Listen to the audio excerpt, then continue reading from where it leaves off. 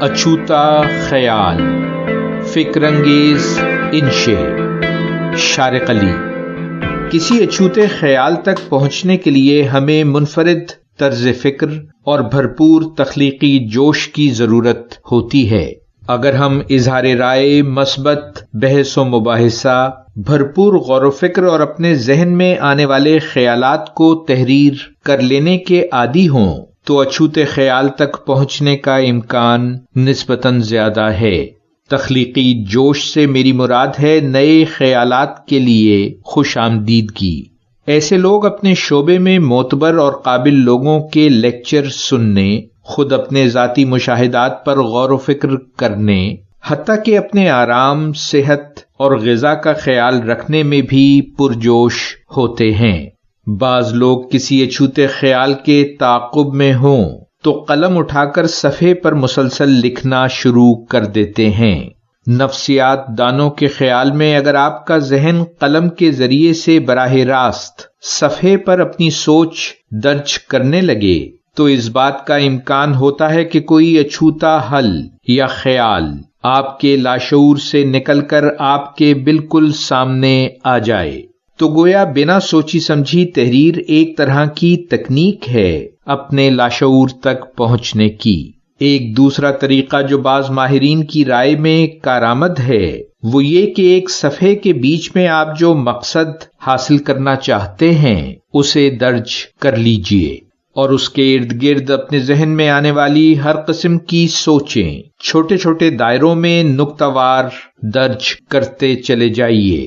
پھر یہ الگ الگ شاخیں آپس میں جڑنا شروع ہو جائیں گی اور ممکن ہے کہ مرکزی مسئلے کے حل کے لیے آپ کو وہ اچھوتا خیال میسر آ جائے جس کی آپ کو تلاش ہے۔ بعض ماہرین ایک اور راستہ اختیار کرتے ہیں، اسے کردار کی تبدیلی یا رول سٹارمنگ کہا جاتا ہے۔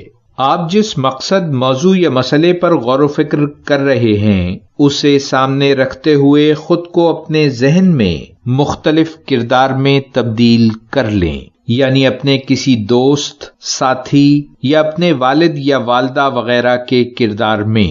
پھر اس نئے کردار میں ڈھل کر نئے سرے سے غور و فکر کا آغاز کیجیے۔ آپ کو سوچنے کا ایک نیا انداز میسر آئے گا جو ہو سکتا ہے کہ آپ کو کسی حل تک پہنچا دے۔ آپ کوئی ایسا کردار بھی بن سکتے ہیں جو تاریخی اعتبار سے بہت ذہین تھا، مثلاً آئنسٹائن۔ پھر اس کے ذہن سے اس مسئلے کے حل کو تلاش کرنے کی کوشش ہو سکتا ہے کامیاب ثابت ہو۔ گویا اچھوتے خیال تک پہنچنے کے لیے ضروری ہے کہ ہم اپنی ذہنی حد بندیوں کو توڑ سکیں، مسئلے کو سامنے رکھ کر ذرا دیر کے لیے تصور کر سکیں کہ ہم سب کچھ کر سکتے ہیں۔ صرف ایسا تصور کر لینے سے کچھ ایسے نئے امکانات نظر آنا شروع ہوں گے کہ جو کارآمد حل کی جانب مثبت پیش رفت ثابت ہوں گے۔ تخلیقی سوچ کے لیے ہم خیال لوگوں کے ساتھ اظہار رائے کرنا، ان کی رائے کو سننا اور ان کے مشاہدات اور تجربوں سے سیکھنا بہت ضروری ہے۔ ایسے لوگوں سے سیکھنے کی کوشش کرنا چاہیے جو عام ڈگر سے ہٹ کر زندگی گزارتے ہیں اور خود اپنی زندگی میں بھی اکثر و بیشتر خود کو روزمرہ کی قید سے آزاد کر لینا چاہیے۔ ایک جیسی مصروفیات کے بجائے نئی جگہوں پر جانا، نئے لوگوں سے ملنا، نئی کتابیں پڑھنا، نئے موضوعات پر غور و فکر کرنا چاہیے۔ ایسا کرنا ہماری تخلیقی صلاحیتوں کو نیا جوش فراہم کرے گا۔ ہم خوش قسمت ہیں کہ معلوماتی انقلاب کے اس ولولہ انگیز دور میں جی رہے ہیں جس میں انٹرنیٹ اور یوٹیوب پر دنیا کے ماہر ترین لوگوں سے سیکھنا ممکن ہے۔ ہم ان کی سوچ اور کام سے واقف ہو سکتے ہیں۔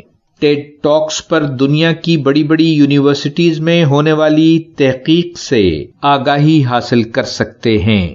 عالمی شہرت یافتہ پروفیسرز کے لیکچرز سن سکتے ہیں۔ مسلسل سیکھنا ہماری تخلیقی صلاحیتوں میں اضافے اور اچھوتے خیال تک پہنچنے کی بنیادی شرط ہے۔ ان چند گزارشات کے بعد آپ سے اجازت۔ اپنا خیال رکھیے گا۔ ویلیو ورسٹی، شارق علی۔